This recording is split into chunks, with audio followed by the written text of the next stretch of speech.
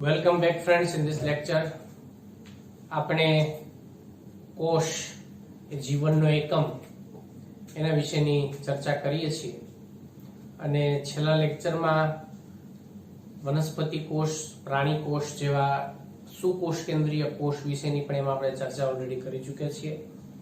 એના તફાવતના જે કોઈ પણ મુદ્દાઓ છે એને ખાસ તમારે એમાં યાદ રાખવાના થશે. ઓકે, હવે એના પછી આપણે ના ટોપિકની અંદર જે કોઈ પણ કોષની દરેક અંગિકાઓ છે, અંગિકાઓ વિશેની હવે એમાં આપણે ડિટેલમાં ચર્ચા કરીએ.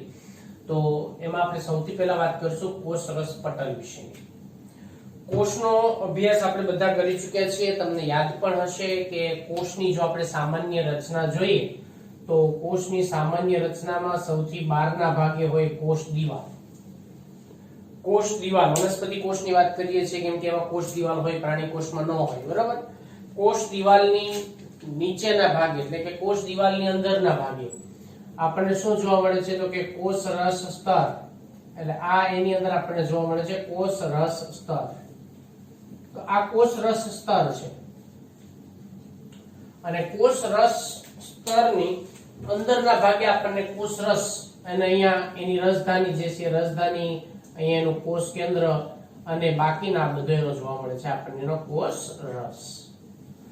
તો કોષ દિવાલ અને કોષ રસ એ બંનેની વચ્ચે કોષ રસ પટલની રચના આવેલી જોવા મળે છે અથવા આપણે કોષ રસ સ્તર તરીકે ઓળખવામાં આવે છે. હવે આ માઇક્રોસ્કોપની શોધ થયા પછી ધીમે ધીમે એમાં આગળ ટેકનોલોજીનો વિકાસ થતો જેમ ઇલેક્ટ્રોન માઇક્રોસ્કોપની શોધ થઈ. તો જેમ ઇલેક્ટ્રોન માઇક્રોસ્કોપની શોધ થયા પછી મનુષ્યના જે રક્તકણ છે એ રક્તકણની અંદરની કોષ રસ સ્તર જે છે એના વિશેની વિગતવાર બધી જ માહિતીઓ પ્રાપ્ત થઈ. એના રાસાયણિક બંધારણ વિશેની માહિતી મળી. એ પછી વૈજ્ઞાનિકો દ્વારા કોષ રસ પટલ જે છે એ કોષ રસ પટલ જેને આપણે પ્લાઝ્મા મેમ્બ્રેન તરીકે પણ ઓળખીએ છીએ એના વિશેની વિગતવાર વાત જે છે એ ખ્યાલમાં આવી છે. એટલે જ્યારે એની અંદર 1950 માં બરાબર ઇલેક્ટ્રોન માઇક્રોસ્કોપની શોધ થયા પછી 1950 માં જ્યારે ઇલેક્ટ્રોન માઇક્રોસ્કોપ તો ઇલેક્ટ્રોન માઇક્રોસ્કોપ જે છે એની શોધ થયા બાદ ઇલેક્ટ્રોન માઇક્રોસ્કોપ બરાબર એની જ્યારે શોધ થઈ એ બાદ વૈજ્ઞાનિકો જે છે વૈજ્ઞાનિકો દ્વારા એમાં મનુષ્યના રક્તકણ જે છે બરાબર એ રક્તકણ ના કોષ રસ પટલ એની જે આખી રાસાયણિક જેનું બંધારણ છે બરાબર એની રચના જે છે એને સમજવામાં આવી અને પછી એની અંદર કોષ રસ પટલ જે છે એના વિશે વૈજ્ઞાનિકો દ્વારા જુદા જુદી થિયરીઓ કે જુદા જુદા વાદ જે છે એના દ્વારા આપવામાં આવેલા છે. એટલે રાસાયણિક રીતે જો આપણે વાત કરીએ તો કોષ રસ પટલ જે છે એ મુખ્યત્વે બે ઘટકોનો આપણને એની અંદરથી બનેલો જોવા મળતો હોય છે. બરાબર, કોષ રસ સ્તર જે સામાન્ય રીતે કોષ રસ પટલ જે મુખ્યત્વે શેનું તો કે લિપિડ અને પ્રોટીનનું બનેલું છે. બરાબર, લિપિડ અને પ્રોટીનનું બનેલું છે. પરંતુ એમાં મહદઅંશે કાર્બોદિત પદાર્થો જે છે એ કાર્બોદિત પદાર્થો પણ એમાં આવેલા હોય છે.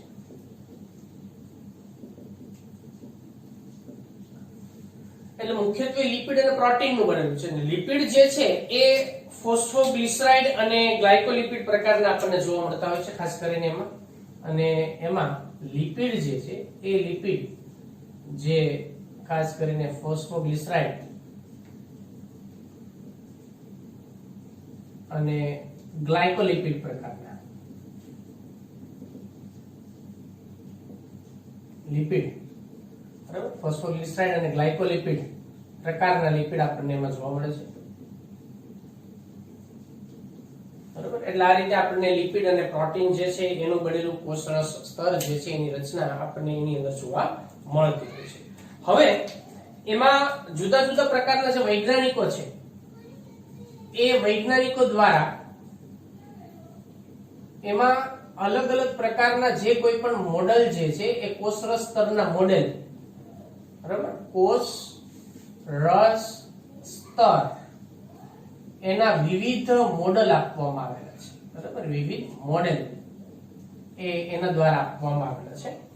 તો એ જે કોઈ પણ મોડેલ જે છે મોડેલ વિશેની એમાં આપણે હવે વાત કરીએ તો ઓબ્જેક્ટિવની દ્રષ્ટિએ જેમાં છે ને પણ આપણે એમાં ઉમેરીએ છીએ. ખાસ તમારે એમાં MCQ ની દ્રષ્ટિએ પણ એ બાબત જે છે એમાં તમારે એમાં યાદ રાખવાની થાય.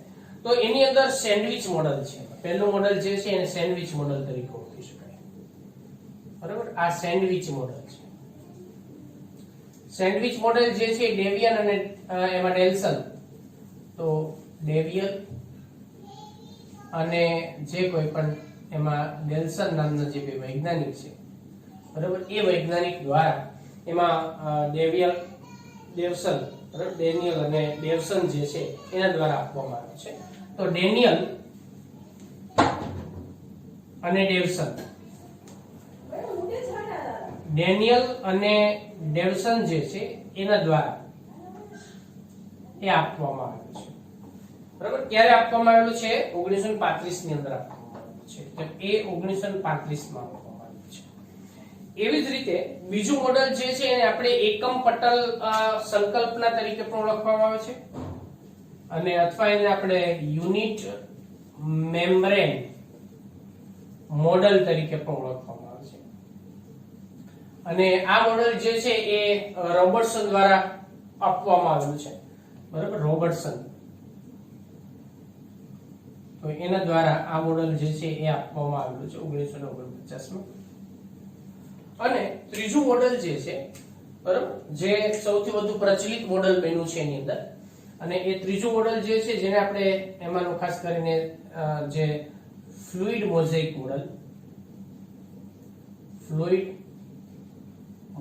મોડેલ જે સિંગર અને નિકોલસન નામના જે બે વૈજ્ઞાનિક, બરાબર, એના દ્વારા મોડેલ જે છે એ 1972 ની અંદર સુધારાઓ સાથે એમાં આપવામાં આવેલું છે. 1972 માં આપવામાં આવેલું છે. તો સેન્ડવિચ મોડેલ જે છે એના દ્વારા, યુનિટ મેમ્બ્રેન મોડેલ છે એના દ્વારા, ફ્લુઇડ મોઝેઇક મોડેલ, આ બધા જ મોડેલનો જો આપણે મુખ્ય સાર જો લઈએ ને, કેમ કે દરેક મોડેલ અલગ અલગ પ્રકારનું છે, એમાં લિપિડ જે છે ને એની દ્વિસ્તરીય ગોઠવણી જોવા મળે છે દરેક મોડેલની અંદર. એમાં એક બાબત કોમન બધામાં આપણને જોવા મળે છે કે લિપિડ જે છે એ લિપિડ એમાં દ્વિસ્તરીય ગોઠવણી ધરાવે છે, બરાબર, દરેકમાં. જેમાં લિપિડ જે દ્વિસ્તરીય એટલે બે સ્તરમાં દ્વિસ્તરીય ગોઠવણી જે છે એ ગોઠવણ ધરાવે છે. એટલે આ રીતે એની અંદરની જે કોઈ પણ ગોઠવણ છે એ બે સ્તરીય ગોઠવણ આપણને લિપિડની અંદરની જોવા મળતી હોય છે, જેને સામાન્ય રીતે આપણે એમાં અને ઉપરના ભાગે બંને બાજુએ પ્રોટીન હોય. જો ખાસ કરીને આપણે યુનિટ મેમ્બ્રેન કે સેન્ડવિચ મોડેલની વાત કરીએ તો એ પ્રકારની રચના આપણને એની અંદર જોવા મળતી હોય છે. હવે એમાં આપણે જે અત્યારે સૌથી આધુનિક મોડેલ જેમ છે અથવા તો જે સર્વ સ્વીકાર્ય મોડેલ છે એ છે ફ્લુઇડ સિંગર અને નિકોલસન દ્વારા આપવામાં આવેલું ફ્લુઇડ મોઝેઇક મોડેલ, જે સિંગર અને નિકોલસન દ્વારા જે આપવામાં આવ્યું છે. અને એ મોડેલ જે છે સૌથી સ્વીકૃત મોડેલ જેની સમજૂતી આપણે અહીંયા મેળવીશું, બરાબર. તો આ જે મોડેલ અહીંયા દર્શાવેલું છે એ ફ્લુઇડ મોઝેઇક મોડેલ છે, બરાબર, જે એમાં સિંગર અને નિકોલસન નામનો જે વૈજ્ઞાનિક છે વૈજ્ઞાનિક દ્વારા એમાં આપવામાં આવ્યું છે. તો આ જે મોડેલ છે ફ્લુઇડ મોઝેઇક મોડેલ, બરાબર, આ મોડેલમાં એટલે કે જેમાં આપણે વાત કરીએ છીએ અત્યારે આ મોડેલ વિશે યાદ રાખજો ખાસ, બરાબર. એમાં પણ લિપિડ દ્વિસ્તરીય ગોઠવણી ધરાવે છે. એટલે આની અંદરની જે આ એક લિપિડનો એકમ છે, બરાબર, અહીંયાથી આ એકમ અને બીજો એક એકમ અહીંયા છે નીચેના ભાગે, એટલે 1 અને 2 આ બે સ્તર આખું આપણને લિપિડનું જોવા મળે છે. એટલે દ્વિસ્તરીય પ્રકારની ગોઠવણી તરીકે એમાં ઓળખવામાં આવે છે, બરાબર. આ વૈજ્ઞાનિક દ્વારા ફ્લુઇડ આપણે જે વાત કરીએ છીએ અહીંયા ફ્લુઇડ, બરાબર, તો એ ફ્લુઇડ એ લિપિડને દર્શાવવામાં આવેલું છે. એટલે આપણે એવું કહી શકાય કે લિપિડના સમુદ્રમાં, જો બહુ ધ્યાનથી સમજજો, બરાબર. આ મોડલને આપણે સરળતાથી સમજવા માટે હું એક સેન્ટેન્સ જે છે એમાં ઉમેરું છું, જેમાં એક સેન્ટેન્સ આપણે જોઈએ લખીએ કે લિપિડના સમુદ્રમાં પ્રોટીન એ હિમશિલા માફક તરે છે. યાદ રાખજો. હવે આ એક સેન્ટેન્સ મેં અહીંયા લખેલું છે જે મુખ્યત્વે આ મોડેલનો પ્રિન્સિપલ છે, આનો સિદ્ધાંત છે. એટલે અહીંયા લિપિડ જે છે ને લિપિડનો સમુદ્ર છે. એટલે લિપિડ જે છે એની અંદર એ ફ્લુઇડ પ્રકારનો, એટલે કે આપણને અર્ધ તરલ પ્રકૃતિ જે છે એ ધરાવતું હોય છે. લિપિડ એ અર્ધ તરલ પ્રકૃતિ ધરાવે છે. બરાબર. લિપિડનો સમુદ્રની વાત આપણે જે અહીંયા કરીએ છીએ એ અર્ધ તરલ પ્રકૃતિ છે લિપિડની. અર્ધ તરલ પ્રકૃતિ કોની? લિપિડની. અને એમાં બરાબર કોણ? પ્રોટીન. કેવી રીતે? તો કે હિમશિલાની માફક. તમે વિચારો કે એક સમુદ્ર હોય અને એ સમુદ્ર જે છે સમુદ્રની અંદર આપણને હિમશિલાઓ જે છે એમાં આપણને જોવા મળે કે જે છેક પાણીની નીચેની સપાટી અથવા તો એ સમુદ્રની નીચેની સપાટીથી લઈને ઉપર સુધી આપણને ખૂંપેલી જોવા મળતી હોય છે. બરાબર. તો એવી જ રીતે અહીંયા પણ તમે જોશો તો એની અંદર આવા પ્રોટીન આવેલા જોવા મળે છે. તો આ પ્રોટીન ઉપર કોષ દિવાલ છે. જો યાદ રાખજો, મેં અહીંયા એટલે તમને વાત કરી હતી કે આ આખું કોષરસ સ્તર છે. અહીંયાથી લઈને અહીંયા સુધી શું છે? કોષરસ સ્તર. એની અંદર શું હોય? આ બાજુ અંદરના ભાગે તો કે કોષરસ. બહારના ભાગે શું હોય? ઉપરના ભાગે તો કે કોષ દિવાલ. બરાબર. આ આખી રચના આપણે અહીંયા સમજવાની છે. હવે આ જે મોડેલ છે એ છે ફ્લુઇડ મોઝેઇક મોડેલ, જેમાં લિપિડના સમુદ્રમાં, એટલે લિપિડ જે છે એ ફ્લુઇડ પ્રકૃતિ, ફ્લુઇડ મોઝેઇક પ્રકૃતિ એટલે કે અર્ધ તરલ પ્રકૃતિ ધરાવે છે. અને જેમાં પ્રોટીન જે છે હિમશિલાની માફક અહીંયા આપણને એમાં ખૂંચેલા જોવા મળતા હોય છે. તો લિપિડ જે છે એ દ્વિસ્તરીય રચના જે છે એમાં જોવા મળતી હોય છે. લિપિડની દ્વિસ્તરીય રચના છે. આ એક સ્તર લિપિડનું છે અહીંયા, આ એક સ્તર, અને આ એનું બીજું સ્તર છે. એટલે આ રીતે દ્વિસ્તરીય રચના જે છે એ લિપિડની આપણને જોવા મળતી હોય છે. હવે જો લિપિડની આપણે જો વાત કરીએ કે એના કયા કયા ભાગો હોય, તો લિપિડ જે છે મુખ્યત્વે બે ભાગોનું બનેલું છે. આમાંથી એક લિપિડને આપણે અહીંયા બહાર કાઢીને દર્શાવેલો છે. બરાબર. આ એક લિપિડ છે. એ લિપિડની અંદર ઉપરના ભાગે આપણને ગોળાકાર રચના જોવા મળે છે, જેને આપણે શીર્ષ તરીકે ઓળખી શકાય, અને ધ્રુવીય પ્રકૃતિ ધરાવે છે. બરાબર. એટલે આપણે એને એમાં જે પોલર હેડ તરીકે ઓળખાય, ધ્રુવીય શીર્ષ તરીકે ઓળખવામાં આવે છે. અને નીચેના ભાગે આપણને એમાં આ બે પૂંછડીની રચના જોવા મળે છે, જે નોન પોલર એટલે કે અધ્રુવીય પૂંછડી, આપણને એમાં નોન પોલર ટેલ તરીકે ઓળખી શકાય, અધ્રુવીય પૂંછડી તરીકે આપણે એને ઓળખીએ છીએ. પૂંછડી જે છે સંતૃપ્ત હાઇડ્રોકાર્બનની આપણને બનેલી જોવા મળતી હોય છે. બંનેની જો પાણી પ્રત્યેની જો આપણે પ્રકૃતિની વાત કરીએ તો શીર્ષ જે છે, બરાબર, શીર્ષનો જે ભાગ આપણને જે જોવા મળે છે એ કેવું છે? તો કે એની અંદરનું જલાનુરાગી, એની અંદરનું જે શીર્ષનો ભાગ આપણને જે જોવા મળે છે એ શીર્ષ એ જલ વિતરાગી. બરાબર. શીર્ષનો જે ભાગ આપણને જે જોવા મળતો હોય છે એ કેવો આપણને જોવા મળે છે? તો કે એ જલ વિતરાગી અને જલાનુરાગી જેવી રચના જે છે એ આપણને જોવા મળે છે. તો કે જલાનુરાગી. તો અહીંયા બે બાબતો આપણને એમાં જોવા મળતી હોય છે. એક છે જલ વિતરાગી અને બીજું છે જલાનુરાગી. આને આપણે અલગથી સમજીએ. જલ વિતરાગી અને જલાનુરાગી એટલે શું એને આપણે સમજીએ. જો જલાનુરાગી એટલે જેને પાણી પ્રત્યે આકર્ષણ હોય, બરાબર, અને જલ વિતરાગી એટલે જેને પાણી પ્રત્યે અપાકર્ષણ હોય. તો એની અંદરની જે પૂંછડીની જે લાક્ષણિકતા આપણને જે જોવા મળતી હોય છે એ પૂંછડી જે છે એની અંદર એ આપણને જલ વિતરાગી પ્રકારની જોવા મળતી હોય છે. બરાબર. અને એની અંદરનો શીર્ષનો જે ભાગ છે આપણને જલાનુરાગી પ્રકારનો જોવા મળતો હોય છે. એટલે આ જે હાઇડ્રોફોબિક અને હાઇડ્રોફિલિક આ બે શબ્દો અંગ્રેજીમાં આપણે વાત કરીએ. હાઇડ્રોફિલિક, બરાબર, એટલે કે પાણી પ્રત્યે આકર્ષિત. હાઇડ્રોફોબિક એટલે પાણી પ્રત્યે અપાકર્ષિત. એટલે આ રીતે એની અંદરના જે ગુણધર્મ છે એ ગુણધર્મ આપણને આ રીતના આવેલા જોવા મળતા હોય છે. તો હવે એની અંદર આપણે લિપિડની વાત કરીએ. હવે આપણે આ આકૃતિની અંદરના કેટલાક પ્રોટીન અને લિપિડની જે સહરચના છે, સહરચના વિશેની આપણે હવે એમાં ચર્ચા કરીશું. તો સૌથી પહેલા તો આપણે એમાં કયા કયા પ્રોટીન આવેલા છે એના વિશેની વાત કરીએ. તો લિપિડ કયા પ્રકારના હતા એના વિશેની આપણે ચર્ચા કરી દીધી. હવે એની અંદર આપણે ફ્લુઇડ મોઝેઇક મોડેલમાં પ્રોટીન આવેલા હોય છે. પ્રોટીન એની અંદર આપણને બે પ્રકારના જોવા મળે છે. એક એમાંનું જે પ્રોટીન છે એ પ્રોટીન જે એમાં છેક ઉપરના સ્તરથી લઈ અને નીચે સુધી આપણને ખૂંચેલું જોવા મળતું હોય છે. ઘણી જગ્યાએ આપણને સંપૂર્ણ ખૂંચેલું હોય, કોઈ ભાગની અંદર આગળ આખો સ્તર તો આખું સળંગ છે તો ક્યાંક આપણને અર્ધ ખૂંચેલું કે અર્ધ ખૂંપેલું આપણને જે જોવા મળતું હોય, તો આ જે પ્રોટીન છે એને આપણે અંતર્ગત પ્રોટીન તરીકે ઓળખવામાં આવે છે. એટલે આ પ્રોટીન જે છે એ પ્રોટીન, બરાબર, જેને આપણે અંતર્ગત પ્રોટીન તરીકે ઓળખવામાં આવે છે. આ છે અંતર્ગત પ્રોટીન. એટલે આ એવાનું પહેલું પ્રોટીન છે જેને આપણે અંતર્ગત પ્રોટીન તરીકે ઓળખવામાં આવે છે. આ અંતર્ગત પ્રોટીન છે. હવે આ અંતર્ગત પ્રોટીનની રચના છે, બરાબર, અંતર્ગત પ્રોટીનની રચના છે, આ પણ પ્રોટીનની જ રચના છે. આ બધું જે છે એ પ્રોટીનમય રચના છે. આ પણ પ્રોટીનની રચના છે, બરાબર, આ પણ અંતર્ગત પ્રોટીનની રચના છે. આ બધા પણ અંતર્ગત પ્રોટીન જ છે જે તમને અહીંયા ડોટેડ લાઈન થી દર્શાવેલા છે. અંદરના ભાગે ક્યાંક ખૂપેલા હોય છે. ટેક્સ્ટબુકની આકૃતિ પણ આપણે વ્યવસ્થિત એમાં જોઈએ તો એમાં તમને વધારે હજી પણ એમાં વધારે ખ્યાલ આવી શકે છે. તો બરાબર, તો આ પ્રોટીન છે, અંતર્ગત પ્રોટીન. હવે કેટલાક પ્રોટીન એવા હોય કે જે ઉપરની સપાટી ઉપર આપણને આવેલા જોવા મળતા હોય, એટલે કે બાહ્ય સપાટી ઉપર આપણને આવેલા જોવા મળતા હોય છે. આને આપણે પરિઘીય પ્રોટીન તરીકે ઓળખવામાં આવે છે. આ છે પરિઘીય પ્રોટીન, બરાબર, આ પરિઘીય પ્રોટીનની રચના છે. એટલે બીજું પ્રોટીન જે છે એમાંનું એને આપણે પરિઘીય પ્રોટીન તરીકે ઓળખવામાં આવે છે. તો આ પરિઘીય પ્રોટીન છે, બરાબર. અંતર્ગત પ્રોટીન જે છે એ અર્ધ અથવા તો સંપૂર્ણ રીતે આપણને એમાં ખૂંચેલું જોવા મળતું હોય છે. અને બીજું જે છે એને આપણે પરિઘીય પ્રોટીન તરીકે ઓળખવામાં આવે છે. પરિઘીય પ્રોટીન જે છે ને એમાંનું એ આપણને એની અંદર છેડાના ભાગ તરફ આપણને આવેલું, ઉપરની સપાટી તરફ આપણને આવેલું જોવા મળતું હોય છે. આ પ્રોટીન જે છે એના વિશેની આપણે ચર્ચા કરી.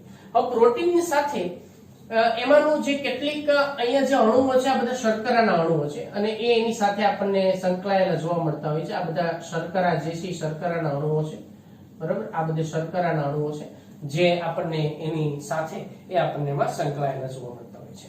તો આ દ્વિસ્તરીય બનેલું આખું લિપિડનું સ્તર છે. અહીંયા જે દેખાય છે આખું એ દ્વિસ્તરીય, આ એક સ્તર લિપિડનું, આ એક સ્તર, આ બીજું સ્તર, આ આખું દ્વિસ્તરીય લિપિડ છે. સળંગ રીતે આપણે જોઈએ, બરાબર. તો લિપિડ જે છે આપણને કેવું જોવા મળે છે, અહીં આપણે જે વાત કરીએ કે લિપિડ એ આ પ્રકારનું અને જે એમાં દ્વિસ્તરીય રચના ધરાવતું જોવા મળતું હોય છે.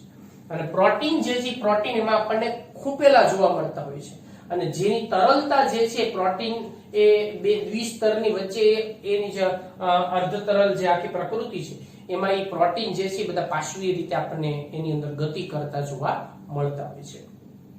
તો આ પ્રકારની આખી જે સંરચના છે એ આપણને એની અંદર જોવા મળે છે. બાકી એ જ આપણે આકૃતિની અંદર સમજીએ તો આ એમાં નો કોલેસ્ટેરોલ, બરાબર, એની પણ એમાં આપણને હાજરી જોવા મળતી હોય. તો લિપિડ, પ્રોટીન, કાર્બોદિત પદાર્થો, આ બધી જ રચનાઓ જે છે એ રચનાઓ આપણને એની અંદરના ભાગે એમાં આવેલી જોવા મળતી હોય છે. હવે બીજો એક પ્રશ્ન આપણને એ થાય કે જો લિપિડ અને પ્રોટીન જે છે એની જે પ્રમાણ છે એ પ્રમાણ શું બધા જ કોષમાં આપણને એક સરખા પ્રકારનું જોવા મળે? નહીં, બિલકુલ નહીં. લિપિડ અને પ્રોટીનનું જે પ્રમાણ છે એ બધા કોષમાં આપણને જુદા જુદા પ્રકારનું જોવા મળે છે. યાદ રાખજો, અહીંયા લિપિડ અને પ્રોટીનનું જે પ્રમાણ છે એ અલગ અલગ પ્રકારનું જોવા મળે. જો આ પ્રમાણ આપણે મનુષ્ય જે છે મનુષ્યના રક્તકણમાં જોઈએ તો મનુષ્યના રક્તકણમાં કોનું પ્રમાણ? તો કે લિપિડ અને પ્રોટીનનું પ્રમાણ. લિપિડ અને પ્રોટીનનું પ્રમાણ, પ્રોટીનનું પ્રમાણ જે છે એ કેટલું જોવા મળે છે એના વિશેની વાત કરીએ તો લિપિડ અને પ્રોટીનના પ્રમાણ આપણે વાત કરવાની છે. તો મનુષ્યના રક્તકણ જે છે એની અંદર પ્રોટીનનું પ્રમાણ જે છે એ સામાન્ય રીતે આપણને લગભગ એમાં 52% જેટલું જોવા મળતું હોય છે, બરાબર. 52% જેટલું પ્રોટીનનું પ્રમાણ છે, જ્યારે 40% જેટલું એમાં લિપિડનું પ્રમાણ આપણને જોવા મળે છે. તો 40% એમાં લિપિડ અને 52% જેટલું પ્રોટીન. દરેક કોષમાં આની અંદર આપણને અલગ અલગ પ્રકારની જે લાક્ષણિકતાઓ જે છે એ આપણને એની અંદર આવેલી જોવા મળતી હોય છે. તો આમ એ પટલ આપણે જે આખી રચના સમજે છે એમાં અલગ અલગ પ્રકારના પ્રોટીન વિશેની વાત કરીએ, સમજ્યા પ્રોટીન અને લિપિડનું પ્રમાણ જે છે એ પણ આપણને જુદા જુદા પ્રકારની જે લાક્ષણિકતાઓ દર્શાવતું જોવા મળતી હોય છે. તો એના વિશે પણ વાત કરી. એટલે આના આધારે આપણે એવું કહી શકાય કે આ મોડેલ જે છે એ લિપિડની જે અર્ધ તરલ પ્રકૃતિને પરિણામે દ્વિસ્તરીય જે રચનામાં ગોઠવાયેલા જે પ્રોટીન છે, બરાબર, દ્વિસ્તરીય રચનામાં ખૂંપેલા જે પ્રોટીન, અંતર્ગત પ્રોટીનની જે રચના છે, અંતર્ગત પ્રોટીન એની અંદર પાર્શ્વીય ગતિ કરે છે, જેના પરિણામે આને આપણે ફ્લુઇડ મોઝેઇક, કેમ કે એ મૂવમેન્ટ જે છે મોઝેઇક મૂવમેન્ટ આપણને જોવા મળે છે. પાર્શ્વીય ગતિ જે એની અંદર જોવા મળે એટલે ફ્લુઇડ લિપિડના સમુદ્રમાં મોઝેક જે લાક્ષણિકતા છે બરાબર, એની અંદરની કોણ તો કે પ્રોટીન જે છે એ પાર્શ્વીય ગતિ કરતું હોય છે. આ એની મુખ્ય લાક્ષણિકતા આપણને એની અંદર જોવા મળતી હોય છે. એટલે આમ એની જે તરલતા છે, તરલતા એના આધારે આપણે એની પ્રોટીનની જે તરલતા છે એના આધારે નક્કી કરવામાં આવતી હોય છે. તો હવે આ જે ફ્લુઇડ મોઝેક જે આખું મોડેલ છે એટલા માટે એને આપણે સ્વીકૃત મોડેલ તરીકે ગણવામાં આવતું હોય છે. હવે આ જે કોષરસ સ્તર છે એ કોષરસ સ્તરના આપણને કેટલાક કાર્ય જે છે એ એની અંદર આપણને જોવા મળે છે. તો એના વિશે આપણે કોષ રસ સ્તર બરાબર એના જે કાર્યો છે એ કાર્યો વિશેની આપણે ચર્ચા કરીએ કે કોષરસ સ્તર ઘણા બધા અલગ અલગ પ્રકારના કાર્યો સાથે આપણને સંકળાયેલું જોવા મળતું હોય છે. જેમાં ખાસ કરીને કોષની વૃદ્ધિ છે બરાબર, એ કોષની વૃદ્ધિ સાથે પણ સંકળાયેલું છે. કોષ વૃદ્ધિ, આ જ રીતે બે કોષો વચ્ચેનું જે આંતરકોષીય જે જોડાણ છે એ આંતરકોષીય જોડાણ સાથે પણ આપણને સંકળાયેલું જોવા મળે છે. અલગ અલગ પદાર્થોના સ્ત્રાવ હોય બરાબર, અથવા તો એ પદાર્થોનું જે અંતઃગ્રહણની જે લાક્ષણિકતા છે, અંતઃગ્રહણ કરવાની જે ક્ષમતા છે એની સાથે આ ઉપરાંત આપણને કોષ વિભાજન છે, એ કોષ વિભાજન, આ બધી જ બાબતો એવી છે કે જેની અંદર પણ આપણને જે અંતઃગ્રહણ કે અંતઃભક્ષણ પણ કહી શકાય આપણે બરાબર, એની અંદર પણ આપણને એ લાક્ષણિકતાઓ જે છે એની અંદર જોવા મળે છે. તો આ બધા જ કાર્ય જે છે એ એની અંદર આપણને જોવા મળતા હોય. સૌથી અગત્યનું જે કાર્ય છે ખાસ કરીને બરાબર એ છે એનું પારપટલમય વહન. તો પારપટલમય જે વહન છે, પારપટલમય વહન એનું સૌથી અગત્યનું કાર્ય છે, અગત્યનું કાર્ય. અને એના માટે કોષરસ સ્તર જે છે, કોષરસ સ્તર કેટલાક કોષોને કે કેટલાકને જવાની પરમિશન આપે, કેટલાકને ન આપે, તો એને આપણે પસંદગીમાન પ્રવેશશીલ પટલ તરીકે પણ ઓળખવામાં આવે છે બરાબર. એને પસંદગીમાન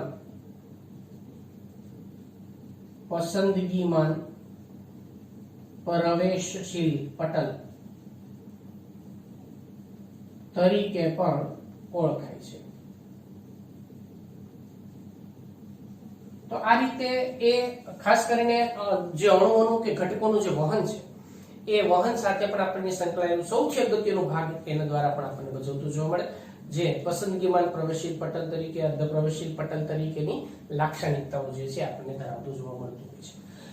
તો બાળકો આજે આખી ચર્ચા કરીને એ આપણે કોષરસ પટલ જે છે એ કોષરસ પટલના મોડલ અને એના સામાન્ય કાર્ય વિશેની વાત કરી બરાબર. હવે એમાં આની આ જે કોષરસ સ્તર જે છે, કોષરસ સ્તર દ્વારા કેટલાક એમાં જે બીજો અન્ય કાર્ય જે છે એ અન્ય કાર્યોની જો આપણે વાત કરીએ તો એ છે ખાસ કરીને વહનનું કાર્ય. તો વહનના કાર્ય કઈ પ્રકારના એની અંદરના આપણને જોવા મળતા હોય છે બરાબર, એના વિશેની આપણે એમાં કેટલીક ચર્ચા જે છે કરીએ કે કોષરસ સ્તર જે છે એના દ્વારા થતા વહનના કાર્ય વિશેની આપણે એમાં વાત કરીએ. આપણે એમાં કોષરસ સ્તર એ આવા અલગ અલગ કાર્ય સાથે તો સંકળાયેલું છે જ તે, પણ કોષરસ સ્તર દ્વારા જે વહનના કાર્ય જે થતા હોય છે એના વિશે પણ આપણે વાત કરીએ છીએ. તો એની અંદર જે જુદા જુદા પ્રકારના વહનના પ્રકાર છે અને એ વહનના પ્રકાર વિશેની આપણે એમાં ચર્ચા કરીએ. જો કે આ પ્રકાર વિશે આપણે થોડી પ્રાથમિક વાત કરશું, કેમ કે ડિટેલમાં ચર્ચા આપણે એમાં જ્યારે વનસ્પતિમાં વહનની વિશેની વાત કરશું ત્યારે એની અંદર આપણે વધારે વિગતવાર એની ચર્ચા કરશું. પણ વહનના પ્રકાર જે છે એની અંદર આપણે સૌથી પહેલા તો એમાં બે પ્રકાર પાડીએ. એક જેને કહેવામાં આવે છે આપણે નિષ્ક્રિય વહન બરાબર, નિષ્ક્રિય વહન, અને બીજું જે છે એને આપણે કહીશું સક્રિય વહન. તો બીજો પ્રકાર જે છે એ છે સક્રિય વહન. હવે સૌથી પહેલા તો સક્રિય અને નિષ્ક્રિય એવું નામ શા માટે આપવામાં આવે છે? તો જે પ્રકારના વહનમાં શક્તિ કે એટીપી નો ઉપયોગ થાય એને કહેવામાં આવે છે સક્રિય વહન. જેમાં એટીપી ની કે શક્તિનો ઉપયોગ વગર જે વહન થાય એને આપણે નિષ્ક્રિય વહન તરીકે ઓળખવામાં આવે છે. તો નિષ્ક્રિય વહન જે છે એના પાછા આપણે એમાં અલગ અલગ જે કોઈ પણ પ્રકાર છે એના વિશેની વાત કરીએ તો એમાં સૌથી પહેલું છે એમાં પ્રસરણ. તો કોષરસ સ્તર જે છે એમાં પ્રસરણ દ્વારા પણ અણુઓની આપણને અદલા બદલી કે આપલેની પ્રક્રિયા જે છે થતી જોવા મળતી હોય છે. આ ઉપરાંત એમાં કેટલાક પ્રોટીનના જે ઘટકો ભાગ લે તો પ્રસરણ અને એની સાથે એમાં સાનુકૂલિત પ્રસરણ જે છે એ સાનુકૂલિત પ્રસરણ એ પણ આપણને એની અંદર થતું જોવા મળતું હોય છે. આ સિવાય એમાં આશ્રુતિની પણ પ્રક્રિયાઓ જે છે એ પણ એની અંદર આપણને જોવા મળતી હોય છે. યાદ રાખજો ખાસ, કોઈ પણ પ્રકારનું પ્રસરણ હોય ગતિ હંમેશા અણુઓની કઈ તરફ હોય તો કે વધુ સંકેન્દ્રણ વાળા વિસ્તારમાંથી ઓછા સંકેન્દ્રણ વાળા વિસ્તાર તરફ, બરોબર? યાદ રાખજો, અહીંયા પ્રસરણ જે છે એની સાથે સંકળાયેલી બાબતની આપણે વાત કરીએ છીએ, જેમાં અણુઓની જે ગતિ છે એ અણુઓ એના વધુ સાંદ્રતા, વધુ સંકેન્દ્રણ સાંદ્રતાથી કઈ તરફ તો કે ઓછી સાંદ્રતા તરફ, ઓછી સાંદ્રતા તરફ એ ગતિ કરે છે, બરાબર? ગતિ કરે છે. આને આપણે શું કહીશું? સંકેન્દ્રણ ઢાળાંશની દિશામાં, બરાબર? કઈ બાબતનો સમાવેશ કરશું આપણે અહીંયા? સંકેન્દ્રણ ઢાળાંશની દિશામાં, જેમાં પ્રસરણ અને સાનુકૂલિત પ્રસરણની અંદર પ્રોટીન ભાગ લે છે. બાકી પ્રસરણની અંદર સામાન્ય રીતે પ્રોટીન પણ એમાં ભાગ એમાં લેતા નથી, સાનુકૂલિત પ્રસરણમાં પ્રોટીન ભાગ લેતા હોય છે. હવે સક્રિય વહનની અંદર આપણે જે વાત કરીએ એમાં શું છે કે ભાઈ એમાં શક્તિનો ઉપયોગ થાય. અહીંયા તો કેવો શક્તિનો ઉપયોગ થતો નથી, એટીપી નો ઉપયોગ થતો નથી. આશ્રુતિની જે બાબત છે તો આશ્રુતિની અંદર શું આવે છે તો કે પાણી જે છે પાણી એ એની વધુ સાંદ્રતા તરફથી, વધુ સાંદ્રતાથી પાણી, હો યાદ રાખજો, કેવી તો કે પાણી એની ઓછી સાંદ્રતા તરફ, ઓછી સાંદ્રતા તરફ એમાં ગતિ કરે છે. કોણ ગતિ કરે છે? પાણી ગતિ કરે છે. કઈથી તો કે વધુ પ્રમાણથી કઈ પ્રમાણ તરફ? ઓછા પ્રમાણ તરફ. એને આપણે આશ્રુતિ તરીકે ઓળખી શકાય. આ બધાની ચર્ચા આપણે આગળના ચેપ્ટરમાં કરશું. તે અહીંયા હું માત્ર બેઝિક કન્સેપ્ટ તમને સમજાવું છું. સક્રિય વહન જે છે એની અંદર શું હોય? તો સક્રિય વહન જે છે એમાં એટીપી અથવા તો શક્તિ જે છે એ શક્તિની મદદ વડે, બરાબર, આની મદદ વડે એમાં વહનની ક્રિયા થાય. શા માટે ભાઈ? કારણ એ છે કેમ કે અહીંયા સંકેન્દ્રણ ઢાળાંશની દિશામાં છે, જ્યારે અહીંયા સંકેન્દ્રણ ઢાળાંશની વિરુદ્ધ દિશામાં છે. આપણે ઢાળ ચડવો હોય તો શક્તિની જરૂર પડે, ઢાળ ઉતરવો હોય તો ઓછી જરૂર પડે. સેમ વસ્તુ અહીંયા એ છે કે અહીંયા સંકેન્દ્રણ ઢાળાંશ જે છે, બરાબર, એ સંકેન્દ્રણ ઢાળાંશ કે ઢોળાંશ એની વિરુદ્ધ દિશામાં અહીંયા ક્રિયા થાય છે, બરાબર, એની વિરુદ્ધ દિશામાં ક્રિયા થાય. એટલા માટે એમાં શક્તિની જે છે એ શક્તિની જરૂર પડે છે. ઉદાહરણ તરીકે જો આપણે એમાં વાત કરીએ, બરાબર, તો સોડિયમ અને પોટેશિયમ પંપ એ સક્રિય વહનના સાથે સંકળાયેલા પંપ છે, બરાબર. તો આ રીતે નિષ્ક્રિય વહન જે એમાં શક્તિનો ઉપયોગ થતો નથી, બરાબર, આમાં ક્યાંય શક્તિ વપરાતી નથી, શક્તિની જે કોઈ પણ જરૂરિયાત છે એ જરૂરિયાત નથી, જ્યારે અહીંયા શક્તિની જરૂરિયાત છે. તો આ રીતે એમાં આપણને જે કોષરસ સ્તર છે એના દ્વારા થતા વહનના જે જુદા જુદા પ્રકારો છે તો એ પ્રકારોની અંદર પણ આપણે એમાં અલગ અલગ બાબતોની ચર્ચા કરી છે. તો અહીંયા આપણે કોષરસ પટલ વિશેની વાત એમાં આપણે પૂરી કરીએ છીએ. નેક્સ્ટ લેક્ચરમાં આપણે આગળના નવી અંગિકાઓ કે નવા જે પટલ વિશેની વાત કરીશું.